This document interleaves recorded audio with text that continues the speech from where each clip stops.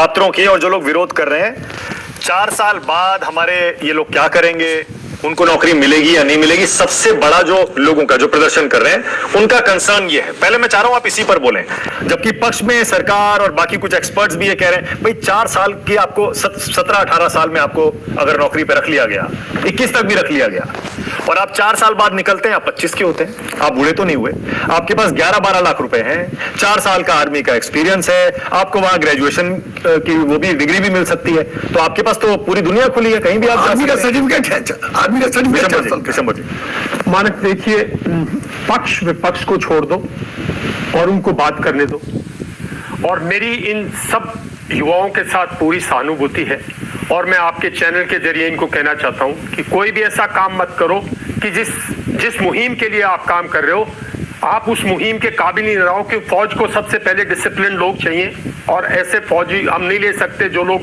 गलियों में उतरे हो। मैं एक रिटायर्ड फौजी हूं, मैं इसके साथ बिल्कुल सहमत नहीं हूं, लेकिन ना तो ये प्राइम मिनिस्टर का विरोध है, ना ये सरकार का विरोध है, ना मैं इस स्कीम का विरोध कर रहा, ना मेरे जो लोग जो हमारे बाद सेना में आए हैं जो काबिल जनरल है मैं उनके विरोध में बोल रहा हूं। ये मुद्दा मैं सिर्फ मैं आप और आपके लिए, आपके पॉलिटिशियंस हैं, आपके एमएलएज हैं, एमपीज हैं, उनको गिराओ, अगर आपको नौकरियां चाहिए उनको लो। मैं उसके लिए आप लोगों ने नहीं चुना, मानक मैं बोल रही हूं, मैं पीपल रिप्रेजेंटेटिव हूं। मां भारती ने मुझे 40 साल नहीं 50 साल मेरे पे पैसा खर्चा, 9 साल की उम्र में सैनिक स्कूल में गया था, इस भारत मां के पैसे से वहां से आज तक अपना परिवार पाल रहा हूं। मैं इस भारत की सुरक्षा की बात कर रहा हूं, मुद्दा भारत की सुरक्षा का है, ना बीजेपी वर्सेस कांग्रेस है। प्लीज मत बनाइए, हार जाएगा ये मुद्दा, इसको किसी तरह सरकार के खिलाफ मत बनाइए, ये मुद्दा हार जाएगा। मुद्दा हमारी सुरक्षा का है। सुरक्षा में मानक 2 चीजों की आवश्यकता है, आपके अंदर 2 क्षमता चाहिए, नौजवान जवान आदमी चाहिए सबसे पहली सुरक्षा के लिए। आज से नहीं, ऐतिहासिक तौर पे पोरस से लेके सिकंदर से लेके सीजर से लेके पहली क्षमता आपके पास आदमी होने चाहिए। छोटे छोटे मुल्क इजराइल ये वो उनका एग्जाम्पल मैं नहीं देना चाहूंगा, क्योंकि उनके पास आदमी की क्षमता नहीं है, उनके पास आदमी बचे ही नहीं यूरोप में। वो आपसे आदमी लेके 31 मिलियन इंडियंस और 70 मिलियन एशियंस अराउंड इंडियंस, वो इन कंट्रियों में जाके उनके वो काम कर रहे हैं जो कि भाई ये वो काम नहीं कर पा रहे। सुरक्षा की बात छोड़ो, मेरा मतलब ये कि क्या देश में क्षमता नहीं है, नौजवान नहीं है? क्या 55-60 हजार हर साल भर्ती नहीं हो रहे थे? हो रहे थे। क्या 55-60 हजार भर्तियों के लिए 50-60 लाख लड़के नहीं आते थे? तो मानिक पहली बात है, देश में क्षमता है। दूसरी चाहिए हथियार। 2 ही चीजों से लड़ाई होती है।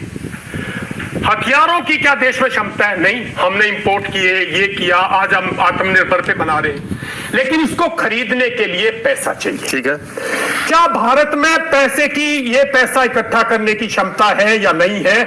आज मुझे लगता है कि आज तक पार्लियामेंट में झूठ बोला गया कि हमारे पास सुरक्षा के लिए बहुत पैसा है, हमारे पास ये क्षमता नहीं है।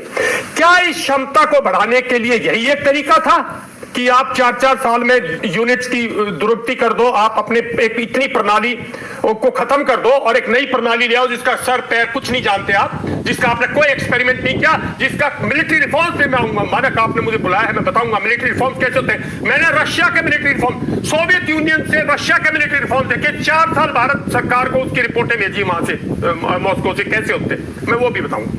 लेकिन ये क्षमता के लिए आप बहुत तरीके थे। ये देश बहुत इतना गरीब नहीं है जितना आप कह रहे हो कि हमारे पास हथियार खरीदने को नहीं है, पेंशन देने को नहीं है। आप टेक्नोलॉजी फंड बनाते, दुनिया कंट्रीब्यूट करती। हमने 2016 में पारिकर साहब को डिफेंस एक्सपो में बुला के असोचम की तरफ से एक पूरा पेपर दिया था कि कैसे टेक्नोलॉजी फंड बनाइए ताकि आप टेक्नोलॉजी खरीद सके, आपको ये पेंशन पे नहीं जाना पड़े। तीसरी बात मानक रिफॉर्म्स है, मिलिट्री रिफॉर्म्स है, ये कोई आम बात नहीं है। मिलिट्री रिफॉर्म्स किसी भी दुनिया में, मैंने सोवियत यूनियन में 4.5 मिलियन सोल्जर्स थे, उन्होंने रशिया ने पूरे का पूरा खर्चा उठाया जबकि वो उस टाइम बहुत दरिद्र हालत में था। उन्होंने 1 मिलियन आर्मी बनाई। उन्होंने कैसे रिफॉर्म किया? उनको 15 साल लगे, 15 साल। पहले उन्होंने एक्सपेरिमेंट किया, पहले उन्होंने स्टडीज की, स्टडीज के बाद उन्होंने अपने कमिटीज के जरिए प्रैक्टिकली किया, फिर उन्होंने एक छोटे लेवल पे, जैसे जनरल सिन्हा कह रहे, काश ये सरकार अगर ऐसा कुछ करना चाहती थी, काश ये जनरलशिप हमारी ऐसा कुछ करना चाहती थी, पहले इसको करते। हमारे पास बहुत लॉजिस्टिक यूनिट्स है, ASC है, ऑर्डिनेंस है, इनमें कई ऐसे जॉब्स हैं जो कि आप 4-4 साल में करवा के देखते।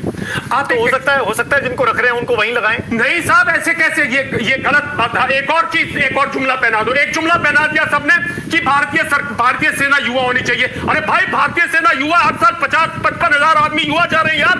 30 साल हमारी एज है, युवा सबसे यंग हमारे। अब्यूज मत करो फौज को इन चीजों पे कि हम टेक्नोलॉजी से भी नहीं है। हमारे अंदर उतने लोग, एक किसी बड़े समझदार आदमी ने बोला कारगिल में इतने लड़के 22 साल के।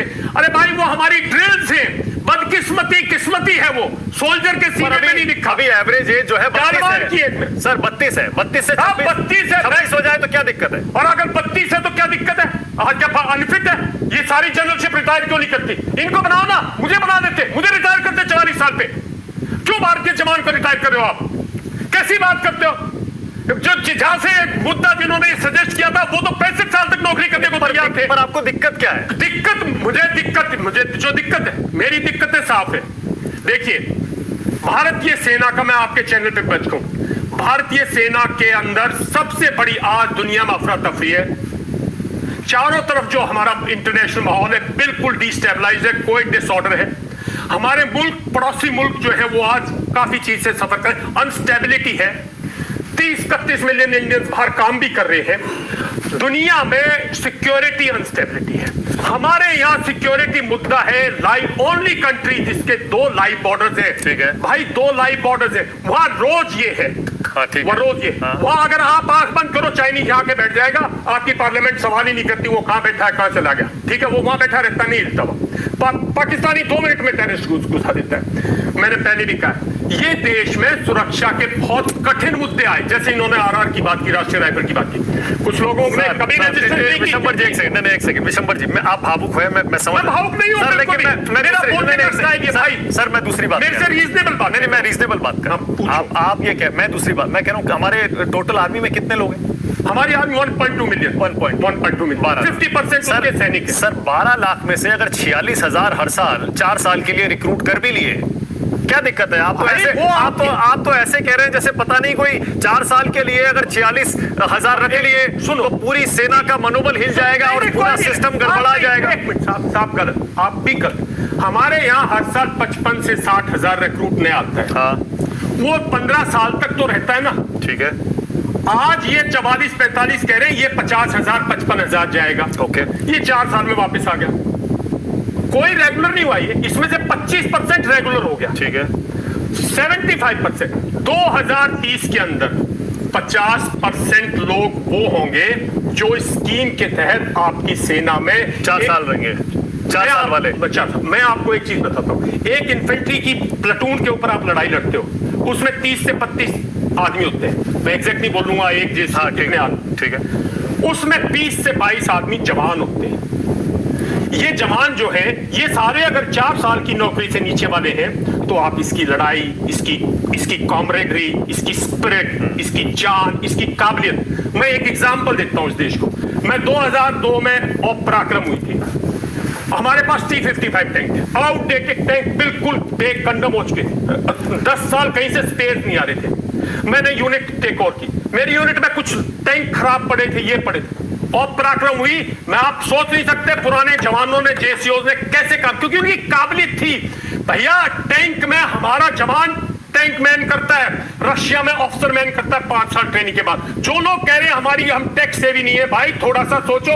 एक भारतीय जवान T-90 टैंक में वो टेक्नोलॉजी हैंडल करता है जो 5 साल ट्रेनिंग किया हुआ रशियन लेफ्टिनेंट कैप्टन हैंडल करता है। वो AD इक्विपमेंट हैंडल करता है जो कि हाई टेक्नोलॉजी हैंडल करता है। राजीव जेटली, ये सब जुमले हैं, राजीव जेटली, जुमलों में मत डालो, स्पष्ट बोलो अगर राजीव करना जेटली चाहते हो तो। ओके।